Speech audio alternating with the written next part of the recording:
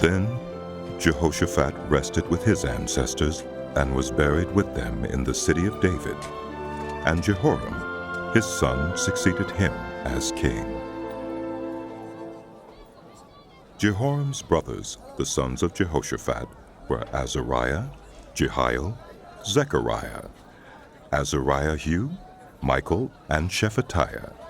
All these were sons of Jehoshaphat, king of Israel. Their father had given them many gifts of silver and gold and articles of value, as well as fortified cities in Judah. But he had given the kingdom to Jehoram because he was his firstborn son. When Jehoram established himself firmly over his father's kingdom, he put all his brothers to the sword, along with some of the officials of Israel.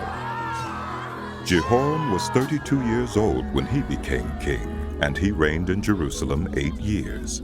He followed the ways of the kings of Israel, as the house of Ahab had done, for he married a daughter of Ahab. He did evil in the eyes of the Lord.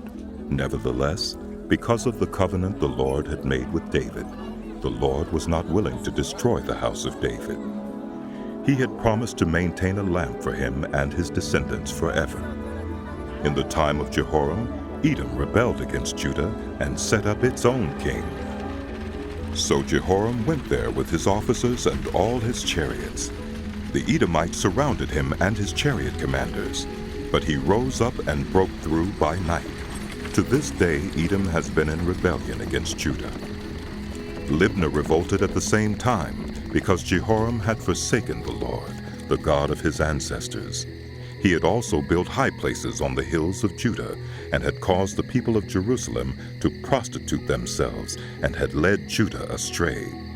Jehoram received a letter from Elijah the prophet, which said, "This is what the Lord, the God of your father David, says. You have not followed the ways of your father Jehoshaphat, or of Asa, king of Judah, but you have followed the ways of the kings of Israel, and you have led Judah and the people of Jerusalem to prostitute themselves, just as the house of Ahab did. You have also murdered your own brothers, members of your own family, men who were better than you. So now the Lord is about to strike your people, your sons, your wives, and everything that is yours with a heavy blow. You yourself will be very ill with a lingering disease of the bowels, until the disease causes your bowels to come out." The Lord aroused against Jehoram the hostility of the Philistines and of the Arabs who lived near the Cushites. They attacked Judah, invaded it, and carried off all the goods found in the king's palace, together with his sons and wives. Not a son was left to him except Ahaziah, the youngest. After all this, the Lord afflicted Jehoram with an incurable disease of the bowels. In the course of time, at the end of the 2nd year, his bowels came out because of the disease, and he died in great pain.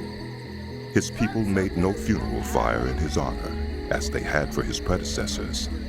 Jehoram was 32 years old when he became king, and he reigned in Jerusalem 8 years. He passed away to no one's regret, and was buried in the city of David, but not in the tombs of the kings.